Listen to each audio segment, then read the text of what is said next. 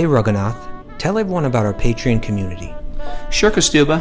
The Wisdom of the Sages Patreon community is an incredible online yoga resource. If you like the type of yoga wisdom and culture we share on the show, then our Patreon community is a great next step. This is a listener-supported podcast, and any level of sponsorship will unlock a wide range of live and archived classes, talks, and even workshops.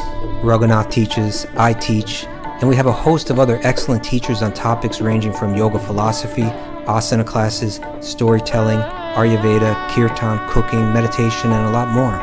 We even have an incredible online Bhakti 12-step recovery group. So if you want to check it out, go to patreon.com/Wisdom of the Sages. All right, let's get it on. Om Namo Bhagavate Vasudevaya.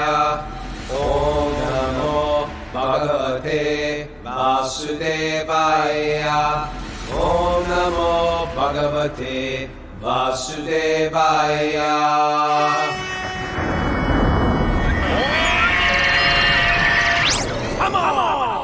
Live from Super Soul Farm, this is Wisdom of the Sages, a daily yoga podcast with your host, Raghunath, and co-host and senior educator at the Bhakti Center in New York, Kaustubha Das. Welcome to the Srimad Bhagavatam. Welcome to Friday. Here we are again. Incredible. I'm here with a special pure devotee, Tulsi Maharani. Maharani means the greatest queen. Tulsi is a divine plant. And this one is doing so healthy that I brought her on the show. I'm going to keep her next to me all show. We had a great year for Tulsi, Kaustubha. Why was it a great year for Tulsi? We just planted lots of Tulsis and kept them around the house. Great. We don't eat Tulsi. We worship Tulsi because Tulsi's become so popular now. Everyone wants to eat her. For us, that sounds horrible because Tulsi is considered a goddess and she has appeared on earth. And why is she a goddess? Long story. But sometimes things that appear ordinary are very, very special. Like my Hugh Jackman story. That was what I told yesterday. Hugh Jackman, I was playing with Hugh Jackman's kids in the park in New York City. And I didn't even know who Hugh Jackman was. And we were just playing, we're talking, we're bonding as dads, going through dad life. We hashtag dad life a lot. And we're sort of like telling about the joy and the pain. And then after an hour of playing with Hugh Jackman's kids, he went away. And a nanny came up to me and goes, "That was Hugh Jackman. You know Hugh Jackman?" And I was like, "I have no idea who Hugh Jackman is." Sometimes powerful people, influential people, famous people can hang out with you and you can be right next to them and not even know it. This is Tulsi. You don't even know it. But she's sacred. I met Hugh Jackman before. Kaustubha? I met Hugh Jackman. I gave him a Bhagavad Gita. Really? He came to the Bhakti Center. He's real nice. Maybe we should just have this special Hugh Jackman episode. That's how we got started. Mara, I had an announcement to make. What was that? There's a festival called the Mantra. There's a mantra festival. It's not a hardcore festival. It's a men's virtual reality festival. Virtual reality. No, it's a men's virtual festival, spiritual festival. And I was asked to speak. What's the dates of that? The 20th to the 22nd. 20th to 22nd. If you're interested in that, MantraRetreat.org. MantraRetreat.org. Mantra, spelled like mantra. But me and Tukaram Prabhu and Gauravani and Nityananda Chandra, our very own Nityananda Chandra, are going to do a fathering, how to be a father, seminar. I'm going to tell all about my parenting fails. So if you want to join in, it should be funny. But the other people I'm on the panel with are wonderful, that's for sure. How are you two? And they swabbed my nostrils yesterday, Kaustubha. They swabbed my nostrils. Good to hear. Have you got that done yet? I did. This was I almost thought it was going to touch. I had to tell the guy to stop. It was going up so deep. It was like so painful. Painful?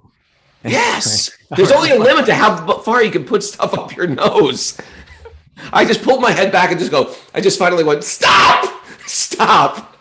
I would have been horrible in childbirth. I would have told that baby, stop, baby, stop. Okay. All right. We are at 103. Welcome, everybody. We're getting off track and we're going to dive in. We are in the Srimad Bhagavatam, Canto 2, Chapter 8, Questions by King Parikshit. We start with these magical prayers. Narayanam namaskritya naram chaiva narotamam devim saraswatim vyasam tato jayam mudiraye. Before reciting the Srimad Bhagavatam, which is the very means of our conquest, one should offer respectful obeisances to the Supreme Lord Narayan, unto Narayan Rishi, the supremmost human being, and to Mother Saraswati, the goddess of learning, and to Srila Vyasadeva, the author. Nasta prayeshvabhadreshu nityam bhagavat sevaya bhagavati uttamashloke bhaktir bhavati naishtiki. By regular attendance in classes in the Bhagavatam, and by rendering service to the pure devotee, all that is troublesome to the heart is almost completely destroyed. And loving service to the personality of Godhead, who is praised with transcendental songs, is established as an irrevocable fact. Om Jnana Tamurandasya Jnananjana Shalakaya Chakshurun Madatam Yena Tasmai Shri Gurave Namaha. You know, Kaustubha, I think it is an important point, though. Like, because in Bhakti, and you're very expert at this, because you go into yoga teacher trainings and you explain very esoteric philosophy in a very down-to-earth way. I think that's why we love Raghunath Swami so much. Esoteric things explained in a very bite-sized, digestible way, and that's what we love to do, and we love to do it on the Wisdom of the Sages. We get into deeper things. But then all of a sudden, you get hit with this curveball of Tulsi Maharani is a pure devotee. Govardhan, a sacred mountain. The Ganga, a sacred river, bathing in the Ganga. And they're so esoteric. Like, how do you explain that to a person who's like, what? Especially outsiders. Once you've crossed through that threshold of Krishna craziness, where like, okay, that deity is God and the river is sacred. Once you cross over that, it all makes sense. So you want to explain how you explain those massive leaps of faith? Well, I don't always try to, actually. A lot of times I avoid the subject because, it will just sound, bizarre or weird. So, a lot of times you just have to stick with the subjects that are more approachable, I think, and if someone brings it up, a lot of times, like say you begin to take an interest in something like Bhakti-yoga and the Vedic literature and all of that, a lot of it will seem either it has to be mythology or, just strange.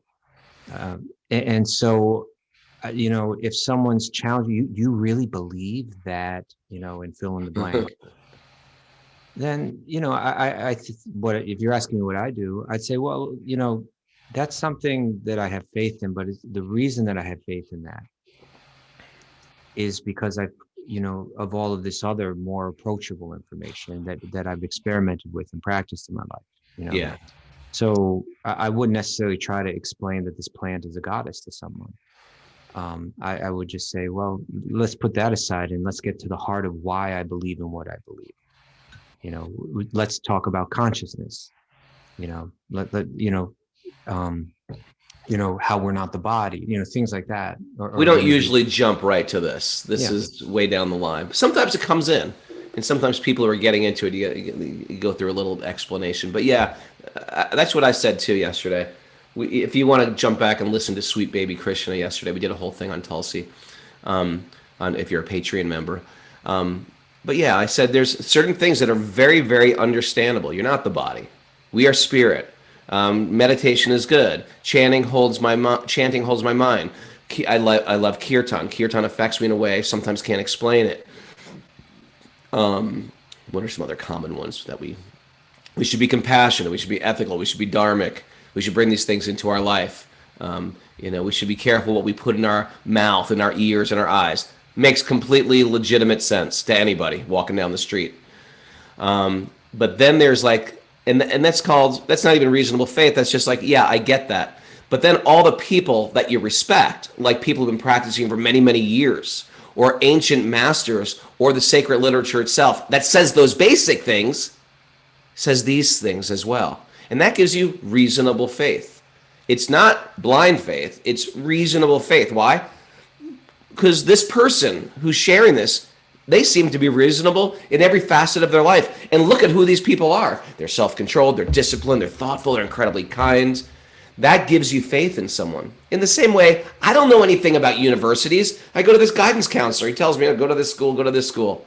What do I know about Yale or Harvard? It's just in names.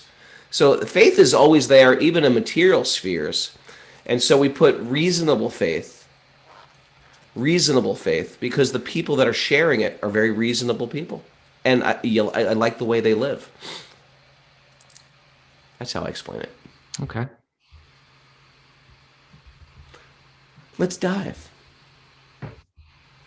So we're in a magical place right now. What's that verse today? We're in Canto 2, Chapter 8, text number 25. 25. O great sage, you are as good as Brahma, the original living being. Others follow custom only, followed by previous philosophical speculators. As followed by learned. As followed by previous. Gotcha. Previous speculators. O learned Brahmana, because of my drinking the nectar of the message of the infallible personality of Godhead, which is flowing down the ocean of your speeches, I do not feel any sort of exhaustion due to my fasting. Drinking the nectar of the message of the infallible personality of Godhead. Thus Sukadeva Goswami, invited by Maharaj Parikshit to speak on topics of Lord Sri Krishna with the devotees, was very much pleased.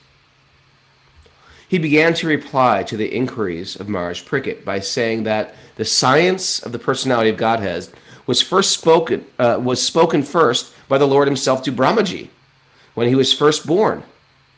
Srimad Bhagavatam is the supplementary Vedic literature, and it is just in pursuance of the Vedas.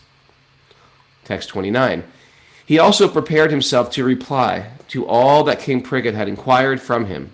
Maharaj Parikshit was the best in the dynasty of the Pandus, and thus he was able to ask the right questions from the right person. You know, there's something I love about Saturday. We do questions and answers day. There's something very satisfying about having a deep question and getting those answers met. I remember the first time visiting ashrams and just meeting some devotee that I respected, and those beautiful, satiating answers to those questions. The ongoing questions and answers that is happening today and has been happening from Lord Brahma to Lord Krishna. It's still going on right here. Is that the end of the... That's the end of the chapter. That's the end of the chapter. You just finished the chapter. You just finished the chapter. Wow. Yeah. So, you know, we again, I think it's always important for us to give a little context. Okay. So we have again Maharaj Parikshit, the king, who's been cursed to die. He's walked away from it all. He's got 7 days left. He went to the bank of the river and he's spending time with the sages there. And that's when Shukadeva Goswami comes up, and he's just a young sadhu, but obviously very elevated. And Maharaj Parikshit began placing questions before him. These previous chapters have been dealing with his fundamental early questions, but in this chapter, he just pumped out like a whole slew of questions. And these questions are going to take, you know, the form of these 18,000 verses of the Bhagavatam is going to be built largely off even just these questions asked right here. You know, he'll expand on them. But here he's just expressing his gratitude and his appreciation that he has the opportunity, right? This is about his own gratitude, these verses, you know. I have the opportunity to hear from a person like you, you know. And he's like you say in your, what is it that you say in your 6 pillars? See the good in others and... See the good in others and let them know it. and let him know it. So he's seeing the good and he's letting him know it. He's saying, you're so special. Just like Brahma himself heard transcendental knowledge from Lord Vishnu himself, like directly, right? That's like the first time it's handed from the original source to the original person in the universe. My connecting to you is just like connecting to that, because you're handing it down with the same care. You've received it, you've realized it, and you're able to share it.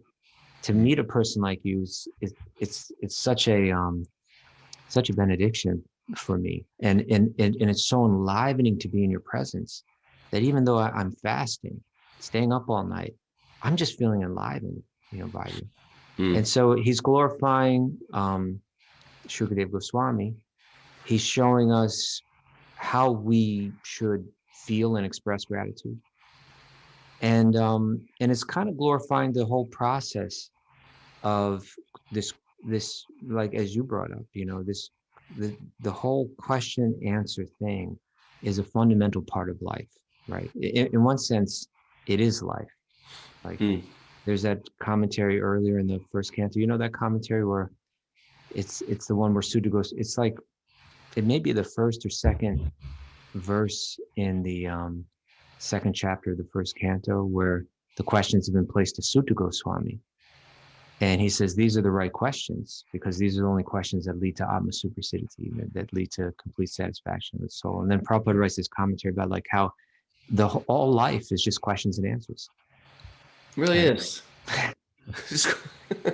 Someone's going to, sooner or later, I guess you're quarantined, but sooner or later someone's going to knock on your window and ask you a question, right? It's like, hey, when are we going to school, or whatever it is, And Prabhupada says even the birds in the nests, like they wake up and they're asking, where's food? It was my first thing that made me question Mara, because Mara would go to class every day. Mara, this is a true story. You'd go to class every day. Before we did Super Soul Sacred Sangha, before, me and Mara have been doing this for years now. Mm-hmm. Every morning, she'd come over to the farm and we'd study together. And you never had any questions. I was like, that's up. Why isn't this woman having any questions? Did you already know it? Did you just what were you digesting it? I always wonder when people don't ask questions. Well, it makes you wonder because you're not saying anything. I know. I'm one of those guys. If I don't know something, you're gonna know about it. If I'm upset about something, you'll know. If I'm happy about something, you'll know. It's these quiet people. Why these weren't you introverts. Asking any questions? Mara? Yeah, Mara. Why weren't you asking questions? I was digesting it all. It was a lot to digest. I took her right to the esoteric. Part of it was I was like, karma. I mean, I don't believe that, but I like showing up to read every morning. I just like to read. Yeah. What was it? Was it? Was it hard to understand? Did you just think it was interesting? Some parts of it, but I like it. Yeah. Okay. It takes time, Mara was a different, there's 4 types of people that surrender to Krishna. Do you know? Here's your trivia. What are those 4, Mara? The distressed. This is from the 7th chapter of the Gita, the distressed. Yeah. A lot of us came, just like a 12-step program. Why do you join a 12-step program? Not because you want knowledge of supreme truth. It's because you're in distress. You're in massive distress, right? I came out of massive distress. Kaustubha, were you a distress case? Not like super distressed or anything like really? that. No. I thought you'd be distressed. Okay. I was distressed. Am I just revealing too much? Am I revealing? Am I the only guy distressed in this material world? Okay. All right. So the distress, that's the first one. The second one. Seeking wealth. One who's seeking money. People actually think if I worship, I don't know if that's so much in the Krishna consciousness movement or Bhakti movement in America. Like, I'm going to go to this kirtan and get loaded. No one's thinking like that. But that is a thing. People approach higher powers and pray for money. That's a real thing. Okay, number 3. Inquisitive? I think you were an inquisitive.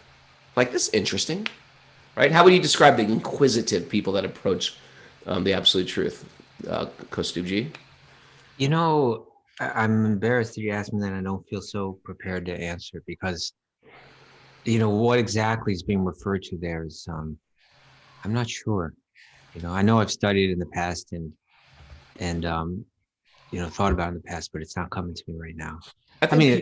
Yeah. What do you think of this answer? This is how I would explain it. Is people who are just like, you're fascinated by the culture, you're fascinated by the every facet of the culture, the food, the cooking, the outfits, the worship. What is this about? What is God about? What is reality about? Just people who are just like really eager to learn things.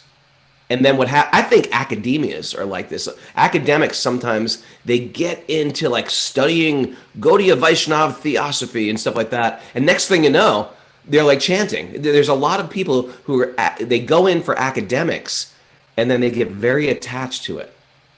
That's how I think of inquisitive. They're not necessarily going there to practice it, but they get into it, where people are just fascinated by it. And the last one is what, Mara? Is that the Gyani? Yeah, the Gyani. Searching for knowledge? They're already sort of liberated souls in a lot of way from the material pain, but they don't have that connection. Kaustubha, quick trivia. Who is the Gyani? Who's the Gyani? Yeah, who's the example of the Gyani? Oh, I'm thinking the 4 Kumars were the inquisitive ones. Is that right? Am I supposed to know the answer before I give a trivia question? Yeah, well, you do. I thought it was, what do you call it? I thought it was Sutta Goswami. I mean, not Sutta Goswami. Shanaka Rishi. I might be wrong.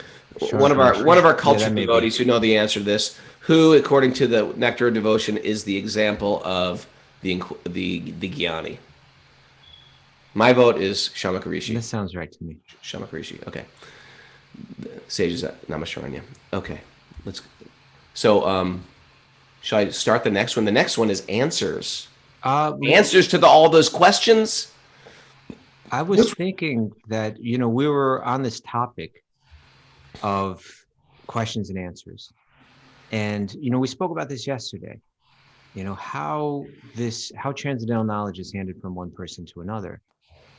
And we mentioned text 434 from the Bhagavad Gita. And maybe we could go there and spend a little time with that. It's such an important verse. Yeah, this is, Mary, you should know this verse. Everybody, 434, great memorizing verse. Tad vidhi pranipatena pariprashnena sevaya. Let's see if I still got it. Upadekshanti te jnanam jnaninam tatvadarshibhi. You're close. No, that's not it? Very close. Jnaninas tatvadarshinaha. Yeah. Jnanivamam tadarshinaha. Jnaninas tatvadarshinaha. Yeah. One should approach a spiritual master, render service to them, having the spiritual master, having seen spiritual truth, can enlighten the disciple because he's already. Right? It's a bad translation, but that's the idea. You should approach the spiritual master attentively and with a mood of service. Yeah. Just try to learn the truth by approaching a spiritual master. Okay. Inquire from them submissively and render service unto them. Right. So that's saying how you approach, right? Here's the process. How is transcendental knowledge received? Is received by a person that's guided. What are they described as? How do you understand? They are tattvadarshina. They've seen the truth themselves. They can see it. They walk through this world. They're not bewildered. They're not seeing the illusion. They're seeing the truth, right? And we can discuss that. Yeah, go ahead. Another thing is this whole concept of serving the teachers, like being of service to the teachers, the mood, just like in the old days, put the apple on the desk. Like that connection between studentship and teachers, it's been lost. It's been lost in the way. Like, get a glimpse of what public school is like? If we got any public school teachers out there, it's like out of control. Even when I was young, now it's even worse. Teachers have no authority. There's no sort of appreciative and respect that goes to the teachers. And therefore, the dissemination of any knowledge, even mundane knowledge, it's just sort of lost. There's an appreciation. There's not trying to take down my teacher. Even if I see my teacher and he's saying something like, I don't appreciate, it's not my position to take that person down. We've lost that, like, a depth of respect for people who've dedicated their lives to study. Now, there might be people who, even in Bhakti, there might be people that just don't appeal to me as teachers. but I should appreciate what their contribution is and how they do. Just this morning I was reading something and I was thinking I would never, he was like a Swami. I was thinking in my mind, I would never say that to anybody. Why would a person say that? But to me, I was like, it's none of my business. This person touches a lot of people's hearts. And God works through this person to touch a lot of people's hearts. My job as a student is to find people that touch my heart and not just condemn other people for the way they do it. What do you think about that, Kaustubha? I agree. There's not a whole lot of respect out there, and there's not a culture of respect. And I think, it breaks down because, I don't know. As a student myself, I just felt like if you don't respect your teacher, you're not eager to learn from them. You're not feeling that this person really has something for me to offer. Now, in this verse, it's saying you're approaching someone that you can respect. You're respecting them because you're searching for knowledge, real spiritual knowledge, and you have the faith that they've seen the truth. They can explain it. They live it. How do you know that? How do you know that? Well, you see how they move through life. Just like you and I say, there are people in our lives that we respect, spiritual teachers that we respect. Let's say whether they're hold a role kind of like more formally as a teacher or just someone that can teach us through their life. And we see how they deal with the ups and downs that every living being is going to go through, right? Everyone is going to have to go through some kind of pain or some kind of difficulties in life. Reversals. I like that word. Reversals of life. Reversals. So, and we see, some people get rocked by those. Some people get confused by those. Some people get hardened by those. Some people become cruel, when they're put through difficulties in life. Bitter. They become bitter, become angry. They become depressed. They become frustrated. That means they're being controlled by the external circumstances. But we see some people can see past that. They can see through that. They can see beyond that. And they can pass through difficult times in life with a steady mind. And rather than those becoming in some way warped by those circumstances, they even become more strong and more pure through them. Well, if we can see that in someone, consistently, well, then we have an idea, hey, there's some wisdom here. This person's rock solid. Yeah. Look what they've been through. There's some wisdom that this person has. And then if that person can show us how they see the world, right? Their own tattva-darshana, their own vision. And particularly when they can do it, supporting it by what's in these sacred texts. This is where I got it from. This is how I try to live it. This is how I see the world. Then we can really, then there we have a person that we might be inspired by, right? That we might actually, that was my life, but I think that was your life, right? In other words, we weren't inspired by it. And it's not to knock our teachers in school or anything. It's just we're growing up in a world, in a culture that we didn't feel a lot of spiritual knowledge coming through, even within our churches or whatever. We didn't perceive that. When we came in touch with Prabhupada's books, for me, it was a revelation, right? Like, this person's like cutting right through it. And then to meet people that were like following him and following that tradition and living it, right? Then it became, really tangible that here's something I want to follow. Here's someone that I can respect. That's the magic of Guru too, Guru is not like a divine being floating around and we are all in the mud eternally. The Guru has the power to tag you and lift you up. And so when we read those books, we're thinking, wow, this person's knowledgeable. He's, we had some reasonable faith, and some reasonable faith. He's learned, but then we also met people that he's touched and they've become learned. And then we get a little touched and we feel like, wow, I know something. It's helping me. So it's not like the magic is retained by the Swami. It's actually, the magic is spread. We gotta spread it like got to spread it like Happy Girl Kitchen Company jam. This is the jam I got from Happy Girl Kitchen Company jam. You got to spread it. This stuff is meant to spread. That's why if you like something of this show, you got to write it down. People have been doing this now. You write it down, you take a screenshot, and you tag Wisdom of the Sages, and then we repost it. How about that? Or you tag me, Raghunath Yogi, and I'll repost it too.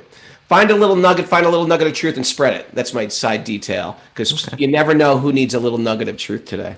So if you hear something we say.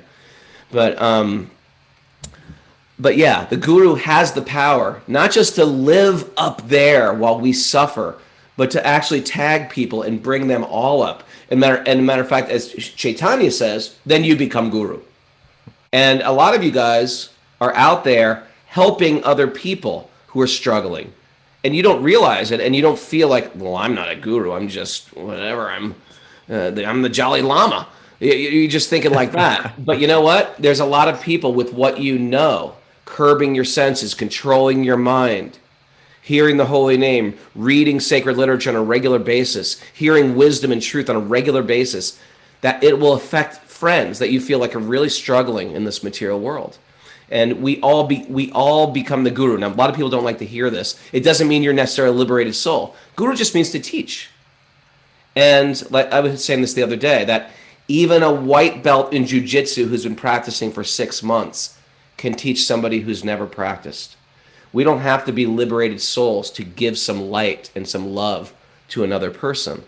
That's part of how you get better at anything.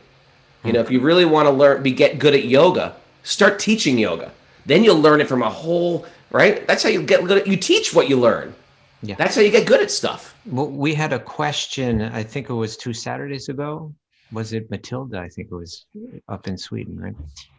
Where she was saying, you know, like, on one hand, I want to share. On the other hand, I don't know if I'm really qualified to share. Remember that one, Raghunath? No. No. I remember Matilda, because I like that name. Well, she was describing, she's up in Sweden. She's living off in the country somewhere. And she's with, you know, it's kind of like an isolated group of people out there somewhat. And they were turning to her and saying, could you teach us yoga? Oh, yeah. I remember. And so, and we're discussing that. And the idea is that, you know, it's great to share what we know, you know, but also, and particularly when it comes to spiritual teachings, and this is the real important factor, is that we don't make it up. It's fine if we admit we don't know something. It's fine if we say, you know, I need to go research that, you know.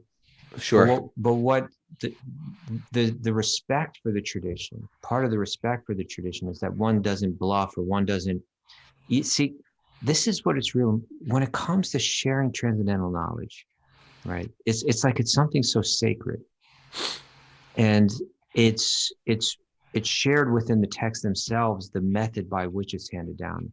You'll hear a lot of times Prabhupada use this word speculation, and he uses it practically like it's a totally derogatory thing. Yeah, we don't like the word. We don't like speculators here. Yeah, there are other times where he said there's different types of speculation, like when the type of speculation that he didn't appreciate was that when you present your own mental process as if it were truth, right? Sure. Because the idea guesswork taught as fact. Yeah. Right. Don't talk back. That's what we're going to teach. This is what it is. That's a Shelter lyric, by the way. Don't talk back? Shelter, guesswork taught as fact. Don't talk back. Oh, gotcha. Okay. So what was it? What? Talking about speculation. Yeah. So your guru has blasted me on many occasions. Yeah. I'm gonna hijack your thing right now. Because your guru told me once when I was 23 to drive him to the mall, because they used to chant by the mall in Washington, D.C. Do you know the story? It's funny. I do. It's funny. Sorry, I didn't tell them. It's a good story. And so at 10 o'clock in the morning, he said, at noon, Ray, my name was Ray. At noon, Ray. You what the mall is, because the mall is like a beautiful green in front of the Smithsonian Institute, and the devotees used to go down there and chant. And so I was staying back cleaning the ashram with Kalki Das, my buddy. Mm-hmm. And Kalki was as crazy as me, right? We were both a little crazy. But he said, Kalki, Bhakti Ray, you're going to drive me to the mall at noon, okay? no, this is before GPS, before maps. He's like, and DC is so confusing. We were in Potomac. He said, drive me there and make sure you know exactly where you're going. Okay. So he's like, all right, okay, go, look at a map and stuff like that. And we get in the car. And so we get in this car, and it's like one of those big old cars. So me and Kulki are in the front seat, and he goes, do you know exactly where you're going? Exactly where you're going. We're like, yeah, of course. We're going to know exactly where we're going. Get in the car. He goes, okay, I'm going to take a nap in the back seat. Okay, wake me up when we get there. I'm really exhausted. So he lays down in the back seat. We start driving, and immediately we realize we're going the wrong way. And we took I go, okay, I'm going to take a really slow U-turn. And he could just feel the U-turn in the car. And from his nap, he just goes, speculation! So the idea is that don't say you know if you don't know. Don't teach if you don't know. Preempt it. And Kaustubha will do this. I hear him say this. Like he just did it a second ago. This is Kaustubha's training. I said, what do you think about the third type of person who surrenders to the absolute truth, the inquisitive? And he said, well, I used to study this exactly. I'd give you a better answer. He didn't even want to give an answer to it because he doesn't like giving it unless he knows this is the answer. Or he'll make a side note. He'll say, well, I can go back and study this. This is what I think it is now, but I'll go back and get a solid answer for it. We never like to over speak what we don't know. And sometimes when I give a class, I'll be teaching and teaching and teaching, and then I'll say, okay, here's one thing. My opinion is aliens are this, or my opinion is, I gave all these crazy things in Sweet Baby Krishna last week about origins of species and other planets and stuff like that. But I'll say, this is my thing. No one's told me that. This isn't coming from the Vedic teachings. It could fit into that Vedic paradigm, but it's my own thing. So I think we're very careful to do this. So when you go study philosophy, you're basically studying one deep person's thinking, which is speculation. Right. No great Indian philosophers, generally speaking, will just come up to their own conclusions of stuff. Because there is a Vedic paradigm of reality, and there's a Vedic paradigm of illusion. And if you're outside of that, you're just making stuff up. And now we're supposed to create a whole movement of your tiny little brain, which is already built in art of philosophy, that we have tiny little brains. And we're supposed to figure out, how the world works with our limited senses and limited information. What to speak of worlds beyond this world.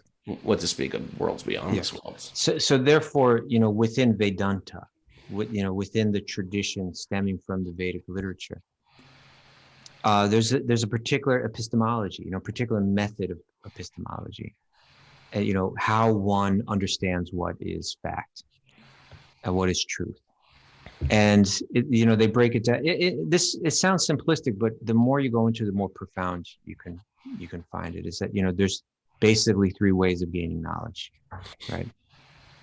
One is through direct perception, what I perceive through my senses. One is through my speculation, what I try to figure out, through my own thought process. And then the third is called shabda, or hearing, right? That one can hear from the source. And it's said that when it comes to spiritual knowledge, there's validity to each of these methods. You want to explain those methods? That's a good little Sanskrit glossary goodie. Oh, the three different terms? The three different terms. There's the pratyaksha. We figure stuff out just through our senses. Direct perception. Direct perception. Okay. Which is sometimes faulty. Right? Like I go into a dark room and there's glass on the floor. So I can't see the glass and I step on the glass. Yeah. Or even sometimes examples given of like the sun. We look into the sky, we see the sun, but if I hold my hand up to the sun, it appears that my hand is bigger than the sun. It's certainly not, but by direct perception we'll come to, if we went simply by direct perception, then we would come to a false conclusion. It sounds very simple, but actually, if you think about it deeply, it becomes quite profound that my senses are limited. and that they will not be that certainly there's value in sense perception and what can be derived from it. But when it comes to understanding the breadth of spiritual knowledge, it's not gonna take me there. It's not gonna have what it takes to get me there. Now, maybe put that on the board, Mayor. That's called pratyaksha. That's Gotcha. through the senses. The other one is what? Pramana? The Anumana. inference? Huh? Anumana. Anumana. That's inference? Inference, yeah, you can say it like that, yeah. What does inference mean? To infer something means that I can't see it, but I can infer it through my speculation. In other words, if I'm say I'm sitting in a house and the windows are closed, and I see that there are leaves blowing. Now I can't see wind, but based on the movement of the leaves, I can infer that there's a wind that's blowing. So there's inference like that. So this is the second way of having knowledge: the pratyaksha and the anuman. And the third way we accept as the highest way. Yeah, the way that's going to be capable of helping us understand what is beyond the other two. And so that's hearing Shabda. Now, there's an example or analogy that's given for Shabda, and it's an interesting one. And again, it sounds simple, but it's actually quite profound. And that is, if you want to know who your father is, you're not going to be, and this is, of course, this is a pre-DNA. If you want to, you got to do. This is, what was that television show that they had, the Jerry Springer? This is no, there's some other show where they're like always like trying to find out who the father is. Right? There is a show? Yeah, there's some show. In any case. So if you want to find out who your father is, direct perception is not necessarily going to help you. Maybe I look like this, but I don't know. You can, it won't help. And speculation also won't help you. But there's one way that you can know. And that is you ask your mother. There's an authority on it, right? There's an authority that actually knows. And if you hear from that authority, and if that authority presents, accurately, then you can know things that you could never know otherwise. Right. And the mother also gives very basic information too. How to brush your teeth, how to wake up in the morning, clean yourself, and go to school, and disciplines you, and how to behave. And then she can give you other things that is way beyond your perception. So Shabda Brahman, or hearing about Brahman from a Vedic source or from a descending way, that is considered the highest method. And again, because how am I going to understand the spiritual realm? I can't achieve it through speculation. How am I going to understand that, that divine being who's the source of everything? It's certainly beyond my sense perception, and it's beyond my speculation. I have to hear from a valid source in order to understand it. And so therefore, if you go back to the story that you're telling where, speculation. My guru, he's in the back of the car, and he can sense that although you're putting forward that you know where you're going, you actually don't know where you're going. But there is a way to know where you're going. And there's an authority that you could hear from, right. And that's like called a map. I'm going to tell you another speculation story. Yeah. Because I spent 1 month with your guru, with you and me. Yeah. We were like 23 years old in Potomac, Maryland. And he trained me. I was with him all day long. He trained me how to cook. It was incredible. It was an incredible time with him. But every day I got blasted. But he had a way of just like blasting you, but loving you. I just felt loved by this man. And so the first day he said, okay, I'm going to teach you how to make an incredible raita. Raita is like a spicy yogurt condiment, right? And so he said, he told me this ingredients, and they said, give me some horseradish. And so I came back from the store, and he looked at me and he goes, where's the horseradish? And I said, oh, they didn't have any. And he goes, are you sure? I go, yeah, I'm sure. And he looked at me, and his whole mood changed, and he goes, are you sure? Are you sure there was no horseradish? Did you ask anybody in that store? And I was like, no. And he goes, speculation! You are a speculator, Bhakti Ray.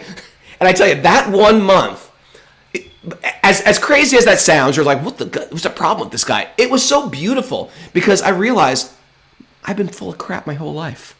I've been full of crap my whole life, just talking about things like I know everything, and I'm just a speculator. I didn't know that there was no horseradish in that store. He had to blast my importance out of my brain, like my self-importance and my speculation. He cut through my speculation.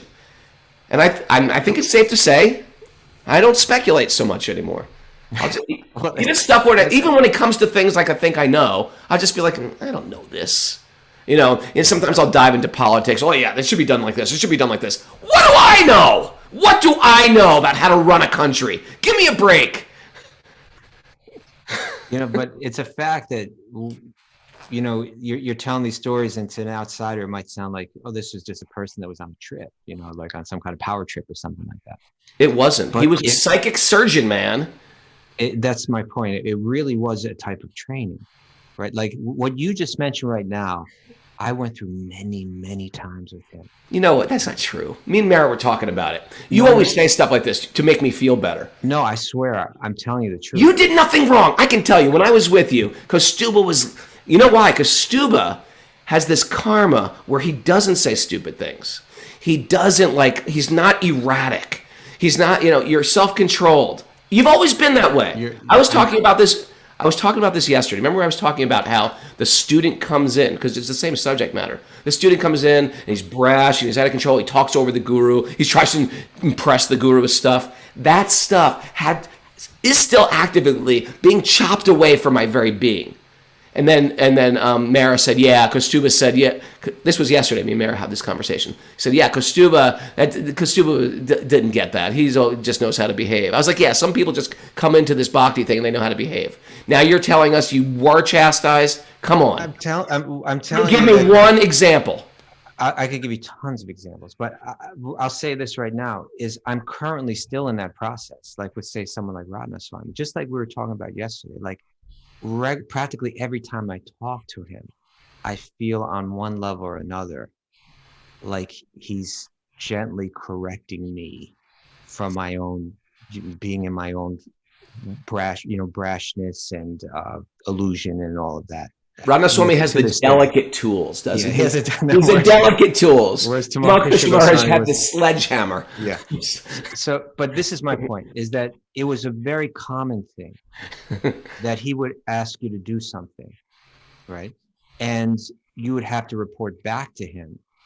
And particularly if you didn't accomplish the task, that you would go through exactly what you went through. In other words, you handled. The idea was you were, just like we're reading this verse right now, just try to learn the truth by approaching a spiritual master. Inquire from them submissively and render service. And the attitude of service, this was the training and the attitude of service. Like you handled the grocery store thing in a common way. Like right. If a common person asked you to go to the grocery store and pick up something and you looked around, I didn't see it, I came back and they didn't have it. Right. Now he was saying that's not how I served my guru, Srila Prabhupada, right? And there are stories about, like how sometimes he accomplished things that others just couldn't accomplish. Yeah. Right.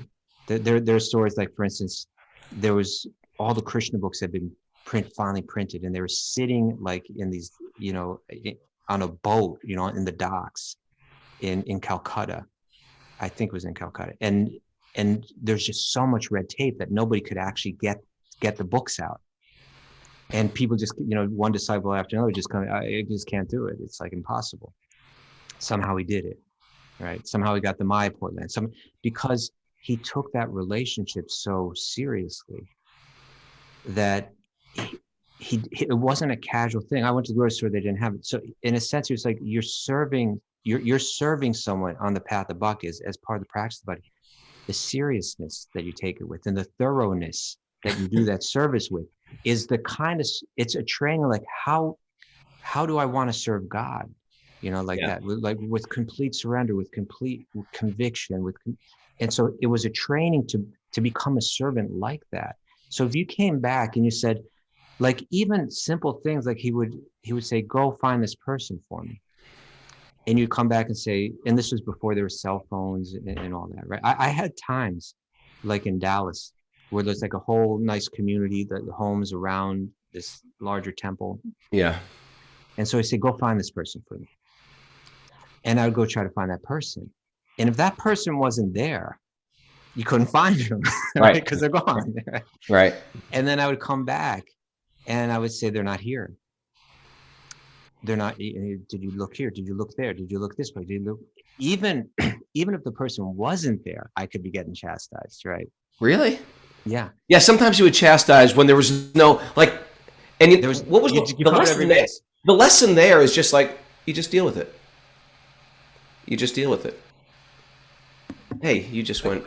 Yeah, but he really, it was a training to like cover every base, to be super thorough, in your service, to take that service so seriously, and really, you kind of get in the mood where you want to satisfy that when you love, and that's why there's this whole guru-disciple relationship. It's also built on love. It's built on affection. I always felt loved. I mean, even though I say like I was chastised, it almost sounds abusive nowadays. The teacher yelled at me. Yeah. You know what? I brought him a glass of water. He said, "Give me a glass of water." I brought him a glass of water, and he looked at the glass of water. He goes, "Really? You're going to give me this?" And I was like, "What?" He goes, "Look at the cup. Look at the cup you're holding." There was like water spilled all over the side. The hand was wet. Yeah. He's like, "I'm training you of how to serve Krishna in the spiritual world. And you bring me this? Go get me another glass of water." It was just like, almost like anybody else who was like sort of not on that path would have been like, this guy's, oh, come on, give me a break. But it was like he really knew how to chastise, discipline, and love at the same time. It was actually incredible. He was a credible scientist in like separating the ego from the self. Yeah. It was not a chainsaw man. It was not a sledgehammer. It was like a chainsaw. It was like a sawzall. He was sawzalling the ego away from the body. But when we go back to this verse 434, look at it again. Tadvidi pranipatena pariprashnena sevaya, right? The transcendental knowledge it's through inquiry, submissive inquiry, but also seva, by performing service, right? That one really has to, it's part of the process that one demonstrates their own surrender, the sacrifice of one's time, the sacrifice of one's body, mind, and words, and how does that sacrifice take place on the path of body? It's really to another person, right? It's not just directly to God. It's to another person. That combination, of the right type of inquiry from the right person in the right mood. And what is that mood? It's the mood of service, right? That I want to serve. And that means and not just serve, but serve to the highest degree. That you come back from the grocery store, that's what I'm saying. Like if he would have sent me to that grocery store, you get trained to the point where it's like, they don't have it. Well, then you're finding the manager. You're fine, right? Because where is it? When's it coming in? Because you might want to make this tomorrow. You're like so thorough. It was great training for life. It was like going to military boot camp. That's the point. If I would have to go back to him and say they don't have it, I would exactly have to have an answer like that. They didn't have it. They don't have it. What store would have? Here's some stores that would have it.